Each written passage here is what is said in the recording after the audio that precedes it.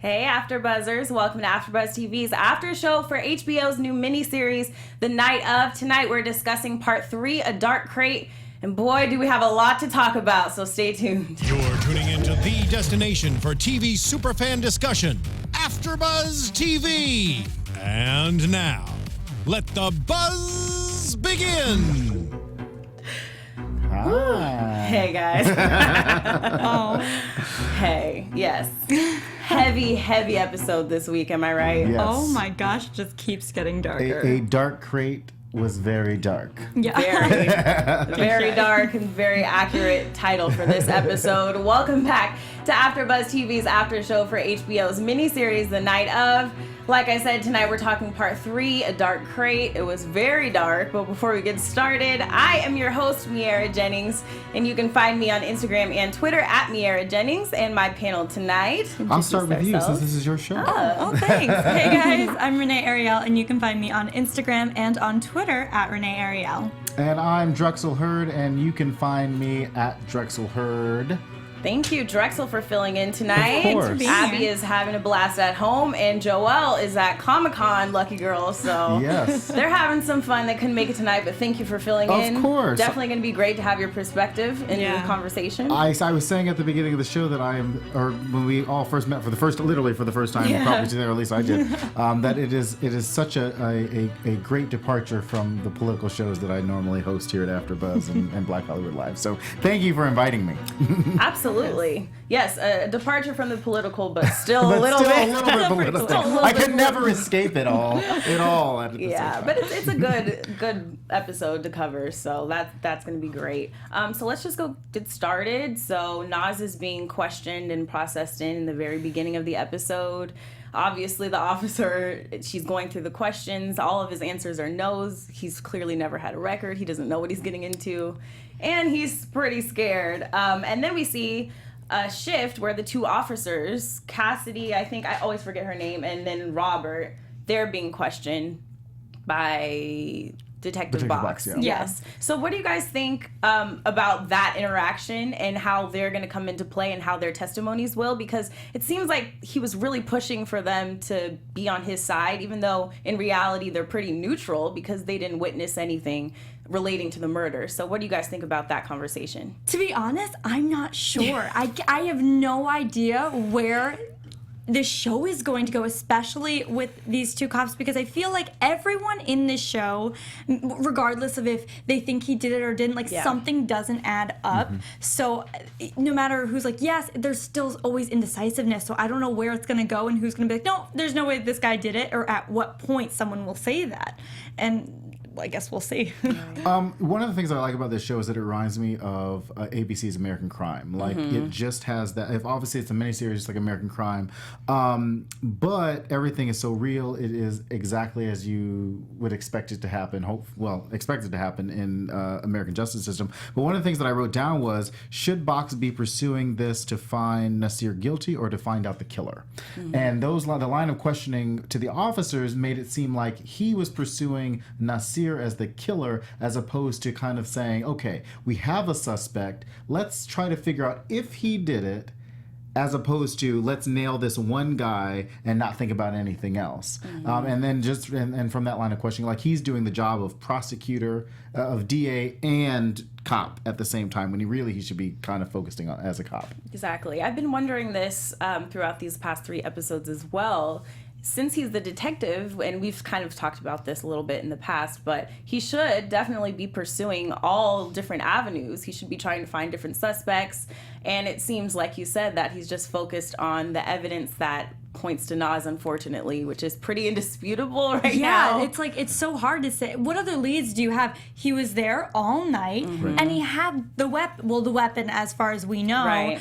I mean, and he doesn't even remember the night. He doesn't have an alibi. So what other leads would they have? So I think it's like the easy way. It's definitely the easy way to just point at Nas, that he did it, and to go through the steps. But also it's like, but who else would have done it, and why are we trying new leads when we have someone that had the weapon, was there all night? Like, who else could have done it? I don't know. Right, and it's one of those things, like, you look at detectives and you're like, okay, you want a really big case, you want it to kind of go out. Box could have either had an open and shut case, like he said, or this is a high-profile case. You're talking about somebody who got murdered on the Upper West Side of New York City. This is clearly a person from a perception perspective, has some sort of money. Right. This is a brownstone in the Upper West Side. So it's not like I think he's taking the easy way out, or he wants to, or something else is the other shoe's going to drop for the department on the other side. So I don't know. It's got to. Something else is bound to come up that will throw him off the course, because there's just no way he can keep on pursuing blindly Nas only. So I'm excited to see that. Or he's never had a successful case and he wants this one to be the one. It seems like he has nothing but successful cases, though, right? It seems like the way that people speak of him, he's held in high regard. Or he's trying to keep his record, like he's 5 for 5 or whatever. It's hard to tell with him, but we don't really know him that well as a character. I think I hope there's an episode explaining more of his background story and who he is as a person. But all we know is that he's good at his job, or has been, not so much in this case. And he just doesn't seem very passionate about it, though. That's the issue I have. Because and that's why I say that, either he lost the last case and this is like his redemption case. Yeah. And so and I say that for the questions that he asked, like, we need to, nail this person. We need to get this, it needs to be an airtight case. Maybe it was something that happened previously that we don't know about, that, hey, it tarnished his record and now he wants a little bit of redemption. And maybe it was he didn't trust the cops the last time, or the cops didn't do their job the last time, and that's why it got tarnished. I don't know. It's possible. I don't know. I hope we get a little bit of that backstory. But I mean, regardless, we see that he definitely is a subtle beast, just like the last episode said.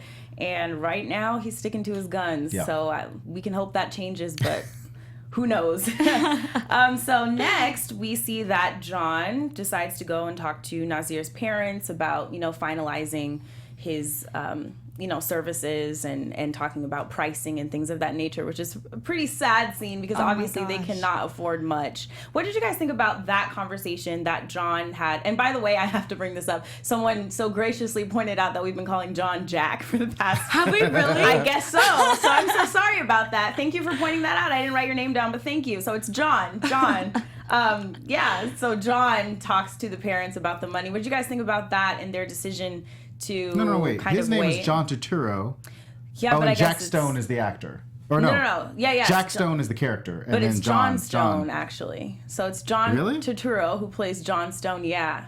I confirmed, trust me, I was like, what? Because everything I read says Jack, John, right. Jack, Even John. in that movie database says Jack. Everything says Jack. What's wrong with these but people? Just to confuse us. Right. They're trying to, definitely. So I paid extra attention tonight, and they were calling him John. So. Yeah. Got it. Yeah, I wrote down John. It is what it is. John, Jack, Oh, yeah, I did write down John, too. Yeah. It's John. It's crazy. Going through it, guys. We are. We're going crazy. So yeah, what did you guys think about that? And later on, I guess we'll kind of skip ahead because it does tie in with their decision to move forward with Allison, because that whole situation seems very messed up to me. Yeah. Well, the scene with John and Naz's parents broke my heart. Yeah. Every scene with Naz's parents kills me because they're so sweet and they want to help their son, but they don't have the funds. That's insane. Imagining that money, owing someone that money for one, a crime that we are quite sure he didn't even do. Like, imagine having to defend him when he's like, why are you even arresting him to begin with? I mean, I guess it makes sense with the evidence, but no, the scenes with the parents kills me. And he kept going down, and I get, he needs the money, and I get that cases can last a very long time. So, I mean, really, when it adds up, it won't be that much over the period of time that the trial goes, we think. But God, how are they going to pay this? Obviously, not to jump ahead, but obviously Allison sounds like a better lawyer only because she's like, I'll do it for free. And I mean, that woman, when she talks, she sounds like she knows what's up. She does. I thought that the scene was, one of the things that I noticed from this episode, and I think in the second episode, was that there were a couple people that said to him, "You're not going to get rich off of this one," and so it made it seem like he's in this for the money, and he went from $75,000 to $60,000 to $55,000 to saying, "Okay, I'll do a $50,000 retainer," and so it.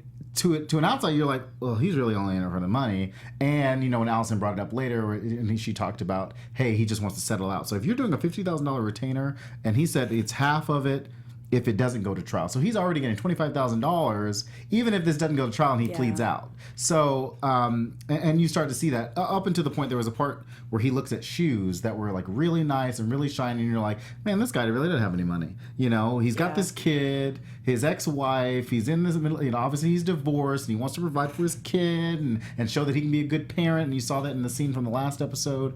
And that's probably part of the reason why he's in it for the money. At the same time, John, went to them. It wasn't like they came to him. So he could have at least done it on kind of a lean basis, or, Yeah, that makes sense, definitely. And I think he is definitely thinking of the money. Clearly, he doesn't take cases like these too often. Right. He deals with drug dealers and people of that nature. But at the same time, I feel that he's actually starting to care about what happens to Naz, especially since pretty much everyone who meets him is like, there's no way this kid could have done it. And when you actually get to know him and you know that, his background and his family and his school and all of that stuff. So it's going to be pretty hard for him to step aside. Yeah, Right. no, he definitely cares at this point. But it's like, is he supposed to be defending Naz? Naz needs someone, with all of the evidence that they have, he needs a really good lawyer. And I remember saying that even like last week, he just needs someone that I thought was better than John. I think John is genuinely a good person. I really think we saw that in this episode, especially with the cat. Yeah. But at the same time, Naz doesn't need a good person. He needs someone who will get him out of prison. Yeah. I mean, you could make that argument, or you could say he needs somebody in his corner. Is Allison really in his, when we get to Allison, is Allison really in his corner like John was in his corner? And I think you, as a person, know when somebody's in your corner or not. And I think Naz feels like John's in his corner, and this new lawyer is, she's very good in front of a camera, and John really isn't. Yeah. And that's the difference between a lawyer who knows her name is something versus a lawyer who is not very known. It's true. I definitely agree with that. And I do think that John was in his corner. I think at the end of the day, I would rather have someone not even know if Naz is guilty or not and not really care, but just get him out. And it worries me with John is like, I really like his character. I really like him. But I cannot see him in a courtroom winning Naz's case. And that's what concerns me. However, because of how important his character has been in the storyline thus far, I cannot see him completely getting out of the way and not being his lawyer. So it worries me, like, what's going to happen to Allison and how that's going to either be a balance or is she just going to do something to get out of it? I don't know. Maybe they'd be co-counsel together. Maybe. That would be nice. I approve that. I definitely don't think John's going anywhere. As far as Allison's concerned, we'll get to her later in her interactions and Strandra and all of that, but there are a lot of questions with people's motives and why they're trying to get involved in this case. Obviously, everybody has different intentions, but we'll have to wait to see what those are. So let's talk about Freddie really, really quick. Let's get into Freddie, the inmate who obviously is running things in here. So we see that he is having sex with an officer. It seems like he's paying her rent. What? I mean, this guy obviously has a lot of pull in this facility. Yeah, he's a sugar daddy from prison. That's like impressive. That's a skill. So what is his interest with Naz? I have no idea. Yeah. I was wondering this. Is it because he looks like a scared little dog? Like, I don't understand why he's like, that's the guy I'm going to protect. I don't know. I mean, at the same time, though, I see Naz and I want to protect him. Maybe it's just like an instinct. He's just when so you see cute. him, you feel bad. Yeah. I think I think we saw at one point, I don't know if you guys saw it, but they flashed a cover of the Daily News, and Freddie was on that cover. The headline was like King of Queens, and so Did you? One of you said that, and so he was on that cover. So we know that New York knows this guy. I think from I've never been a drug dealer in my life, but I assume from a drug dealer perspective, if you are a kingpin, you want that traction not only in your community, but the fact that you've protected people in other communities. Yes. You want that pull across the board, and that might be an angle that he's trying to play. Hey, yes, listen, I protected one of yours. Now you're going to do something for me, and that might be a path that he an angle that he is trying to play. That's very interesting. So you think Naz might just be a pawn in his bigger Everybody operation. is a pawn. That's really crazy because I was trying to make some kind of connection. Me too. But I couldn't. So maybe I'll just I'll go with that for now because we have nothing else. But definitely Freddie's going to be a pretty big player in the rest of this plot, especially while Nas is still in Rikers, because it gets crazy, but we'll talk about that later. So it seems like when John goes to talk to the DA, he gets a lot of information, and obviously poor John, everybody thinks he's going to lose this. Everybody's like, this is going to be 5 minutes. Like, it's so clean cut. The evidence is stacked against him, but he still wants to pursue it wholeheartedly from what we see. And we find out a very interesting tidbit of information here, folks. We find out that Andrea was stabbed 22 times, her age. What? I Red know. flags. That was the moment I'm like, it has to be someone very Personal. involved in her Right. life. Yes. Right. But you know, with murders, that is usually the case. Like, I feel like if it's just like, you know, with serial killers, not with serial killers, that's a wrong example. But with people getting murdered, it's usually someone they know. Mm-hmm. And I feel like because it was her age, who even, why? Right. That's why? Mm-hmm. Like, unless it's a serial killer that stalked her for several months and like knew, just it's like the age killer that like stabs the age you know? killer. Next season. But no, I feel like it has to be, and that makes me think almost family, because who else Yeah. is obsessed with like her whole life? That's every year she's been alive, so who else would have known her that long? And why? I don't know if Why? you guys are these types, but when I watch television shows, I always wonder to myself, why would they put this particular actor in this show if they didn't think that you this was talking about? if this because I love Paul Sparks, who Yeah. came from House of Cards, and there is a reason why he is in this show because he was so good on House of Cards. And I'm looking at him, I'm like, I don't really trust you, and I That's good. know I don't you think are we're coming supposed to. back. I don't think we're supposed to talk about it like that, but I'm like. Something's going on with him to have gone, you know, in the last episode to identify her and be like, no, that's not her. And then to be like, that's her. Like, what? Very, very You know? odd behavior on behalf of a stepfather. But, I mean, I don't know. We had a few theories last week about inappropriate relationships. Yeah. What do you think about that? I must ask you, between Andrea and her stepfather. That's just theories. It we threw out. very well could be a relationship that he was obsessed with her, and a relationship gone bad. I mean, we see it all the time with a lot of families. So It's true. I that would not surprise me at all, because he does seem like that type of guy. It's just something about him. It was off. very Something's off. not right. And, Very and off. I can't wait. I was really hoping to see more of him in this episode, but we're getting little tastes of everybody here and there. And keep in mind that Andrea lived in her mother's house, Mm-hmm. so it's very possible that that Don, the stepfather, was maybe obsessed with her. Not only obsessed with her, but pissed that she was living in this brownstone apartment on the Upper West Side. I mean, there's just a lot of reasons why he could be a suspect later on in the next couple of Absolutely. episodes. Also, he'd probably have a key, and since it wasn't a break-in, that could be another thing. I don't know if Wow.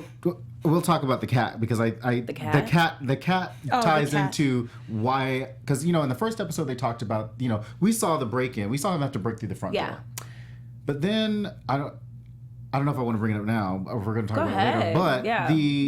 we saw John go downstairs. We didn't realize there was another entrance into this place. Yeah. So the cat, who is familiar with coming into this apartment, there's a second entrance from down. There's a gate. The cat was sitting there like, hey, let me in. I'm coming to get my milk. There's a milk bowl sitting there. So you've got this guy walking in. So anybody could have come in from that downstairs entrance. That entrance did not seem secure. Nope. The gate was easy to open. Obviously, a cat's not going to reach up and open it, you know. But that person could have come in with the downstairs key. It was not broken into. Yeah. It was an easy door to enter from, and.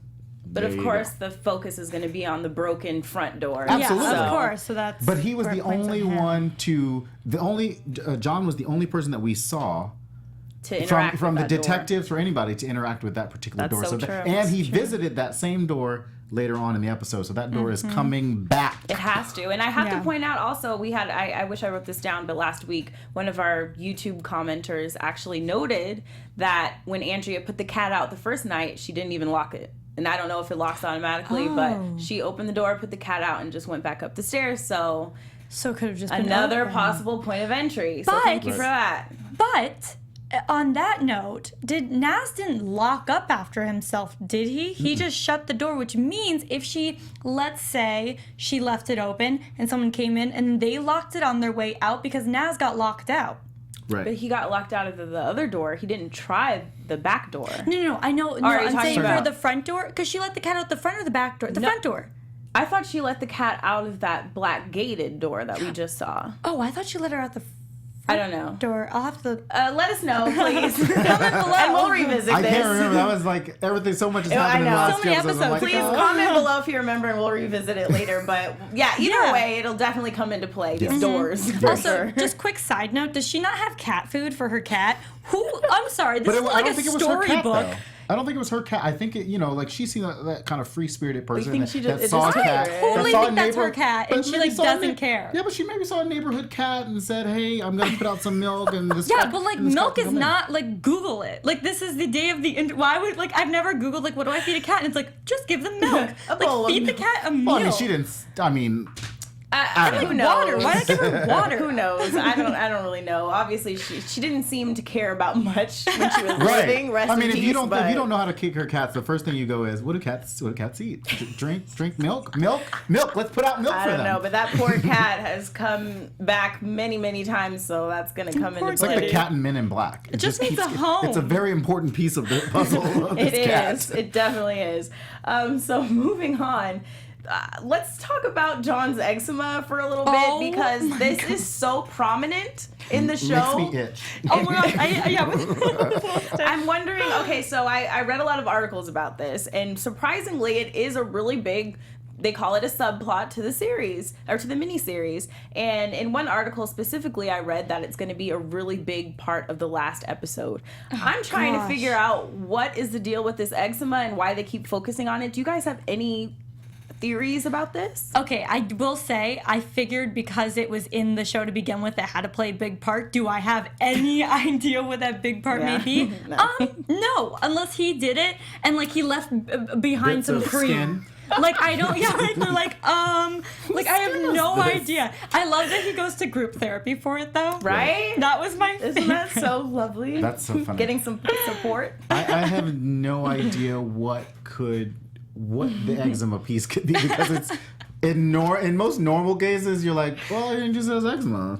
I mean, normal people do. People do. Yeah. So what would that have to the case other than the fact that if his if he had Oh like my skin gosh. just laid all around the house? Every scene with his feet, I can't. Like the Crisco and the Crisco killed me. I cannot. I literally deal wrote with down Crisco and him walking. I wonder if he actually had to like wear something weird in his shoes. He had to have Right. for like the sound effects and the actual him putting it on. I don't know. That is to But be that determined. goes back to what we said about just him not having a lot of money. Yeah. Like he didn't have medicine for his eczema, so he used Crisco and some Saran wrap. Like, really? I don't know. I'm very excited to see how this comes into play with the whole, storyline because I'm not seeing it yet. Excited. If you guys are worried. seeing it, let us Worried. know. Worried is a good adjective. Yeah, worried, Scared. uncomfortable, something, one of those words. But let's move on. So we have this broadcast that's being aired about Nas, and it upset me so much because, too. and of course we have the behind the scenes, so we know that he's like this cute, lovable kid. But they show his mugshots. The guy gets up there and he's talking about, oh, it's still being investigated. When he knows he doesn't have a criminal record, everybody knows that. Well, the officers. Yeah. So, his family's watching it. The other inmates are watching it, and it makes them Man. very mad that he, is being accused of raping and killing a girl, even though they're all criminals. But this makes them very mad. What did you guys think about that and the fact that it put a target on Nas's back? I hated that they were allowed to watch that. I hated it because wouldn't that, if you're thinking about it, like within the prison, wouldn't that make more like violent interactions and like wouldn't it be did. bad for the prison in general? Yeah. Like why would you think, yeah, this is okay? They should have. It's a prison, a high. It's like a very bad, dark prison, scary prison. Don't Rikers. show this. Yeah. Like, why would you do that to any of them? They shouldn't have any of those clips of any of that, of their stories of people in that prison. That shouldn't be allowed.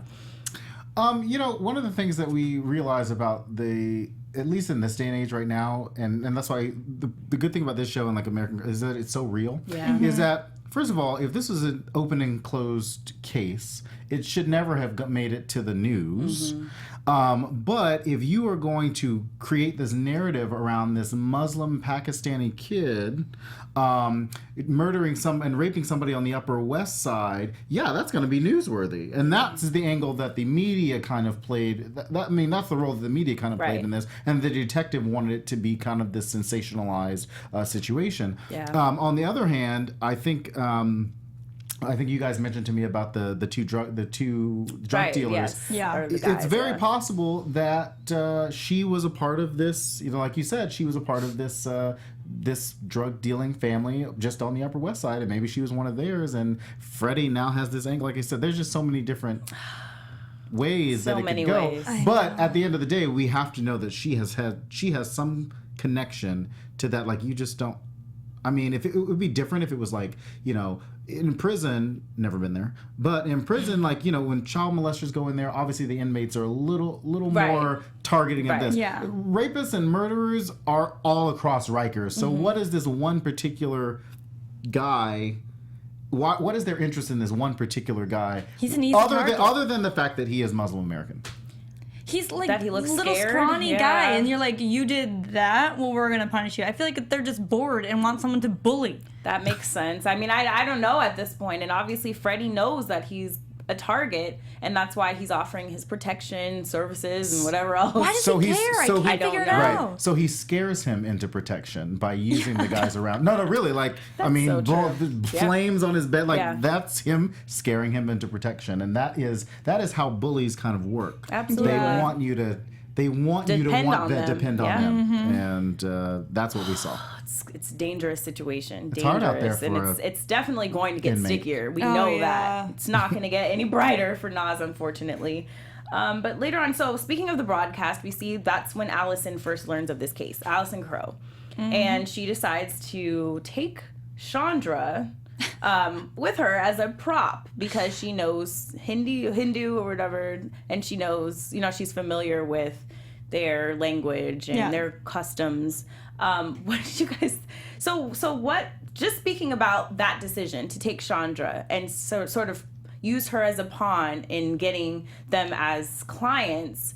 What is Allison's motive for taking on this case if she doesn't want any money? Is it just publicity? I'm thinking that it has to. I'm hoping. Here's the thing. I'm trying to give her the benefit of the doubt because I think from what we've seen, I think she's a great lawyer. If we're looking at her and like with a good perspective, I think she is doing it for her career because it is such. It would be an open closed case, and it wants to maybe challenge herself. She thinks she is smart enough to get him out. Maybe I'm hoping, but I do think that the reason she brought Chandra in there just shows that she knows what she's doing because that is the perfect relatable card to bring to the table with these parents that already have their mindset with who the lawyer is. Like, this is how you do it, rather than coming off like some big shot lawyer who is completely unfamiliar with these people. You need something to relate to, Very smart. I wrote down, no one does anything for free. Exactly. It's gotta be something. So Allison definitely has an angle, and it is definitely an angle that will only help Allison, that it won't help Naz. So I think it is we saw, the first thing that we saw about Allison was that she's very good in front of the camera. So if anything, this is definitely a just for publicity. So I would not be surprised. At the end of the day, I might not be surprised if all of this is connected. The drug dealer might be connected to Allison, to the dad, to the stepdad. They all know each other, and I'm just throwing that out there. I don't think that's like the to see case. that. I would not be surprised though if it went deep. Wouldn't that be deep. crazy? If it went that deep. I mean, clearly they're talented enough to do that, but man. But it was pretty upsetting, and I think Chandra, kind of got. I don't think that she really understood that until somebody else told her about being a prop, and so that it really didn't wash over her face until John brought it up to her. Exactly. And because she's afraid of Allison, she's her boss, and that's unfortunate for Chandra. So I'm sure will play a role in helping maybe John behind Allison's back, or feeding him information somehow. I don't know. That's what I'm hoping. I'm hoping that Chandra has a light turn on in her head and realizes that she has a chance to help this family in whatever way it may be. I don't know how it will be, but hopefully she helps somehow. I mean, other than that, I can't put my finger on what Allison's motives are right now. I know. What is anybody's motive, though? Exactly. Like, literally, you're like, motive. What Everybody is their except motive? What is their Nas motive? trying to get out of prison. The detectives don't even know what Nasir's motive is. They don't even know. Exactly. How are we supposed to know everybody else's motive right now? We have 5 more episodes to find out. Apparently, right. That's what I love about shows like this. Like, we don't have to wait 24 episodes, 22 episodes. We're going to get the answer, hopefully, that we need at the end of this season. And I just love a good miniseries. I love it too. So we see, let's see, so we already talked about that. So John visits Nas. He goes to take him, some afraid. materials. Oh, when he... You were when- afraid. Oh, I'm sorry. No. Freddie. Oh, yeah, we'll get to that right after. But before that, John goes, take him some T-shirts, some underwear, and just be a good lawyer looking out for his client. And he finds out that he is no longer his lawyer. And I don't really know why, but I got really emotional in that scene. I'm trying to figure out why, because you can tell...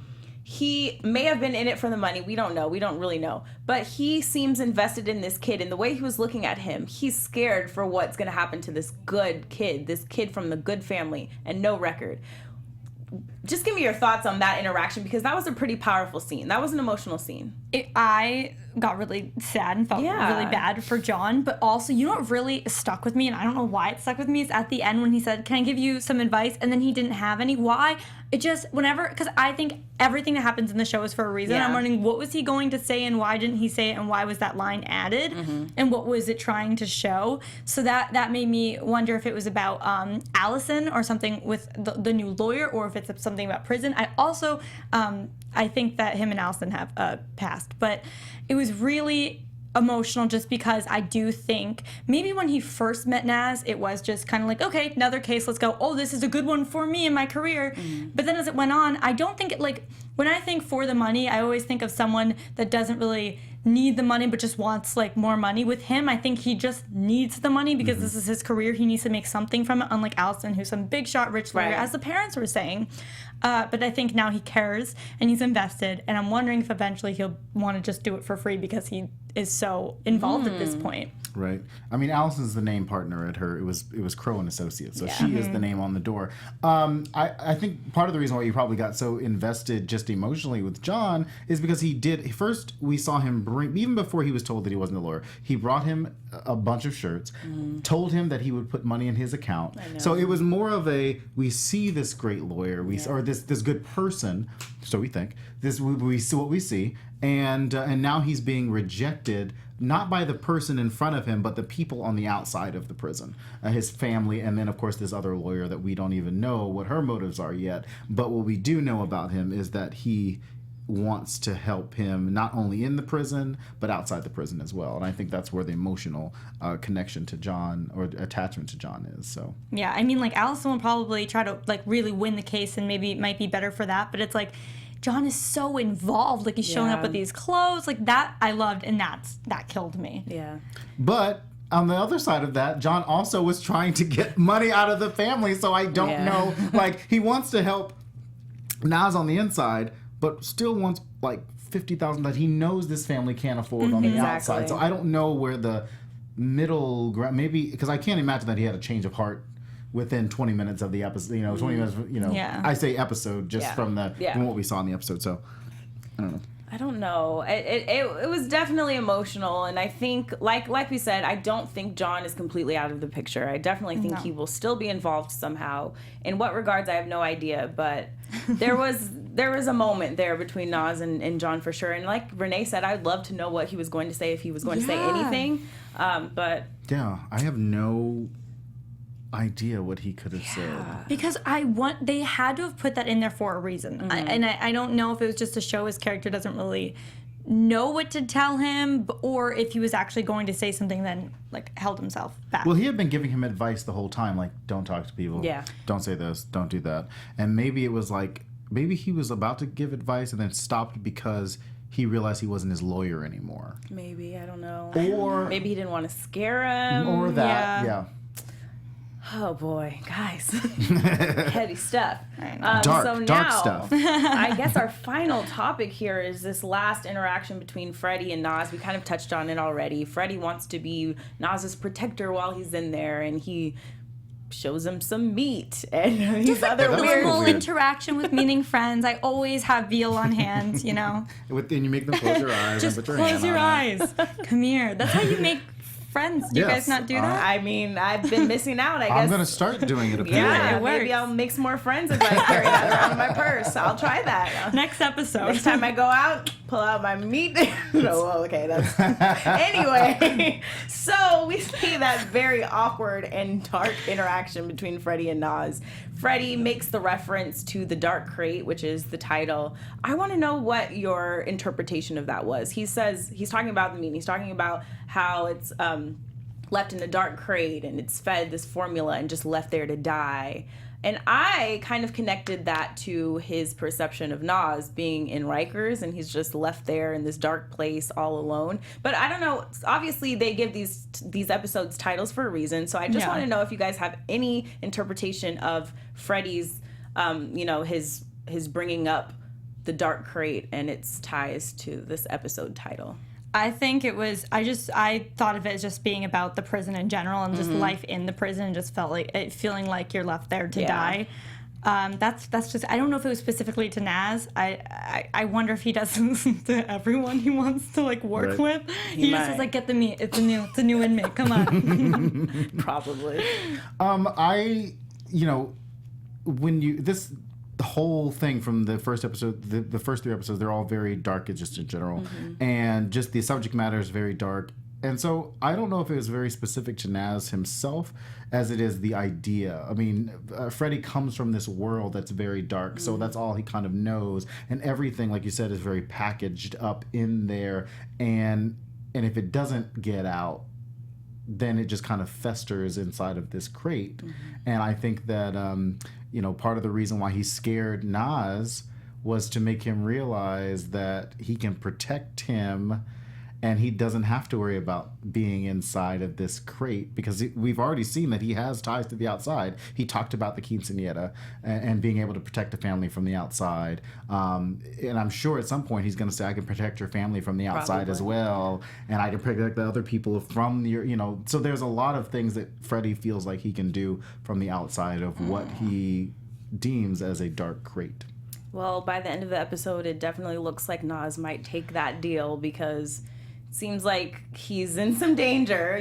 When flames are set to your bed, you may have no choice but to go with Freddie. I know. I kept thinking someone was going to pop up in the mirror because it wasn't like a clear mirror. I was like, stop it. I'm so glad that didn't happen. Oh my gosh, me too. I would have peed my pants. But thank God it's just his bed being lit on fire. Whatever.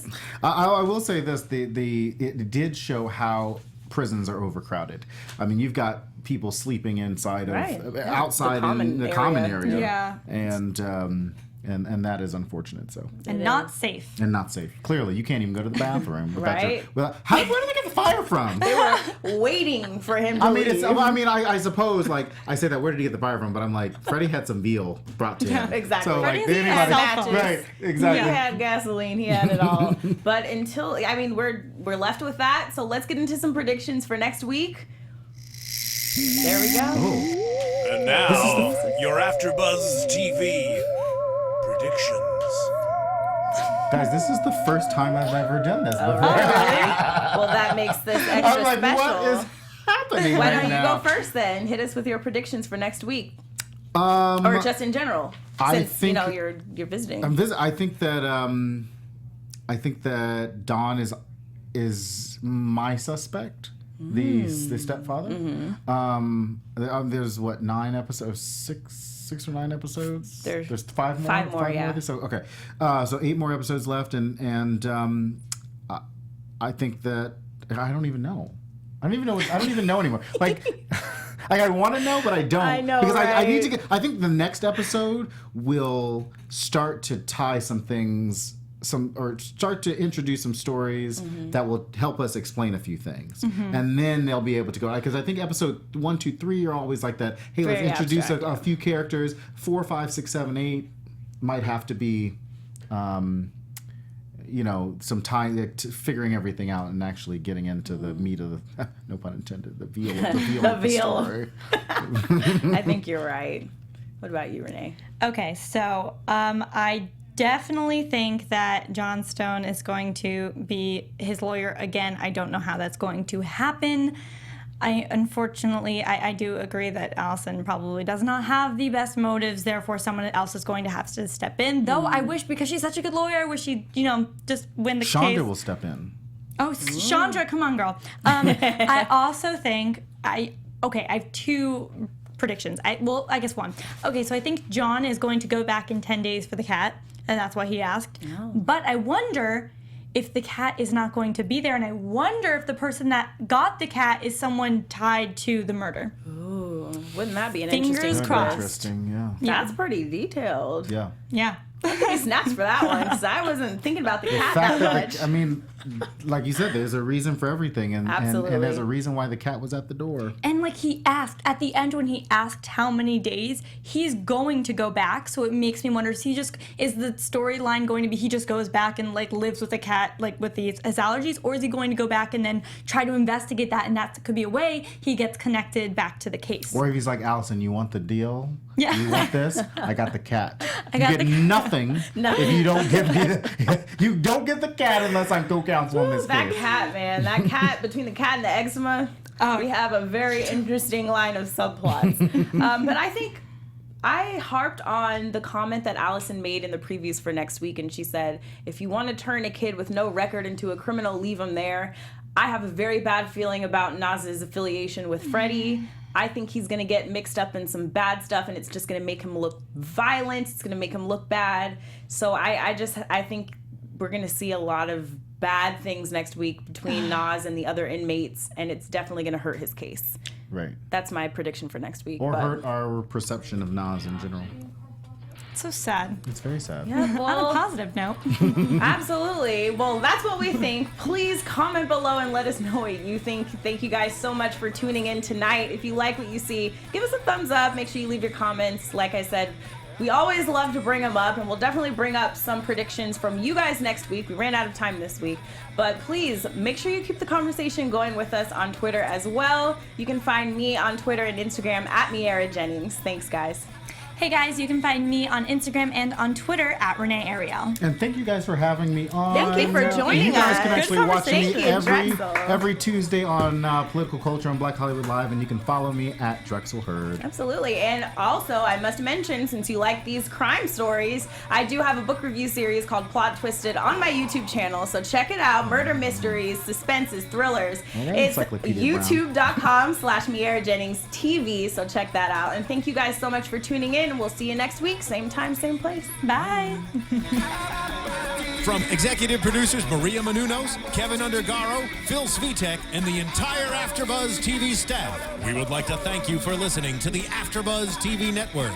To watch or listen to other after shows and post comments or questions, be sure to visit AfterBuzzTV.com. I'm Sir Richard Wentworth, and this has been a presentation of AfterBuzz TV.